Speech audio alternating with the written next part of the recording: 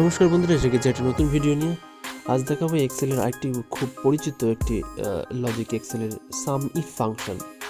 এর মাধ্যমে যে কোনো লজিক, যে কোনো লিস্টের ক্যাটেগরি ওয়াইজ আপনি সামেশন বার করতে পারবেন। তো যাক, শুরু করা যাক আজকের এই ভিডিওটা। আশা করি ভিডিওটা ভালোই লাগবে। খুব ছোট্ট একটি video, Excel sum if function. তা এখানে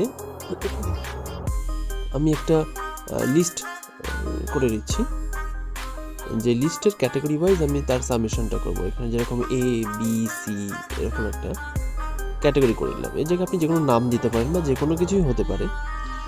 এই এ বি সি কন্টিনিউ করে দেখুন, আবার এ আসতে পারে, আবার বি, তার মানে একটা নাম কিন্তু কন্টিনিউ আসতে পারে। এইবার যদি তাদের যে ভ্যালুগুলো হবে পরের কলামে, সেই ভ্যালুগুলো যদি সামেশন বার করতে হয়, সেই সামেশনটা কি করে হবে, সেটা এক্সেল সামিফ ফাংশনের মাধ্যমে। এখানে দেখুন এই যে লিস্টটা তৈরি করা হয়েছে, এর মধ্যে আমি প্রথমে ওই যে এ ক্যাটাগরির ভ্যালু বার করবো। তা প্রথমে আমাকে দেখুন সূত্রের মধ্যে লেখা আছে রেঞ্জ। তার রেঞ্জটা আমি সিলেক্ট করে আমি এই রেঞ্জের মধ্যে আমি ওই ক্যাটাগরিটা সার্চ করবো। দেখেন ক্যাটাগরি আমার ক্রাইটেরিয়া, যেটা সেই ক্রাইটেরিয়া হচ্ছে আমি সার্চ করলাম এ। তাই এই ক্রাইটেরিয়া সার্চ করব, সরি, এই রেঞ্জের মধ্যে আমার এই ক্রাইটেরিয়াটা বেস করে আমার যে সাম রেঞ্জটা হবে, ওই সাম রেঞ্জটাও এর মধ্যে হবে। এই সাম রেঞ্জের মধ্যে ওই এ ক্রাইটেরিয়ার যে ভ্যালুটা বেরোবে, সামেশন ভ্যালু, সেই সামেশন ভ্যালুটা এই, অর্থাৎ 42।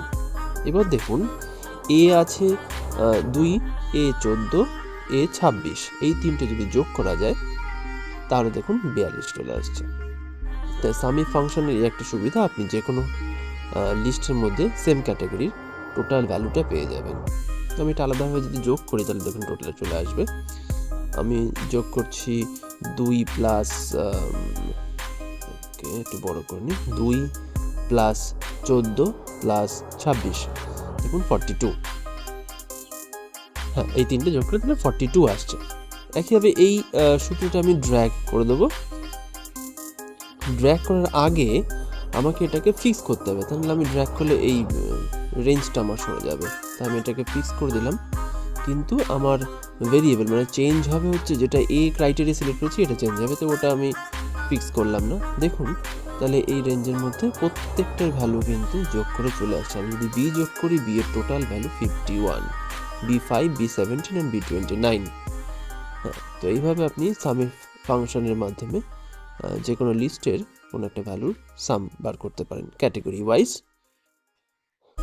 তো এর মাধ্যমে আপনি যে কোনো নামের তার রেজাল্টের শিট বলুন, বা অন্য যে কোনো মাল মানে স্টক মেনটেন করার ক্ষেত্রে বলুন, তাদের সাবমিশন বার করতে পারেন। নাম্বার অফ স্টক আইটেম, সেগুলো বার করা যেতে পারে। যাই হোক, ভিডিওটা ভালো লাগলে অবশ্যই জানাবেন। Please like my channel for more such videos. এরকম আরও অনেক ভিডিও দেখার জন্য ধন্যবাদ। চ্যানেলটা লাইক